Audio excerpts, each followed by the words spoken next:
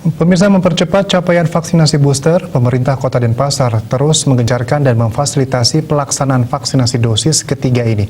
Bila sebelumnya para lansia, kini vaksinasi booster menyasar para sulinggi yang pelaksanaannya dilangsungkan di Gedung Dharma Negara Alaya, Lumintang. Pelaksanaan vaksin booster ini sempat ditinjau Wakil Wali Kota Denpasar IKD Agus Arya Wibawa didampingi Kadis Kesehatan Dr. Luputu Sri Armini Mkes.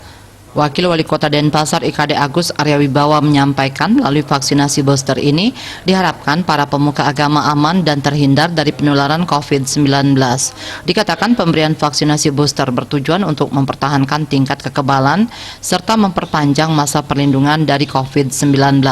Meskipun para pemuka agama telah divaksinasi, pihaknya mengajak untuk tetap disiplin menjaga kesehatan dan menerapkan protokol kesehatan 5M sebagai kunci untuk memberikan pelindungan yang optimal. Vaksinasi booster ini juga terus berlangsung di Kota Denpasar.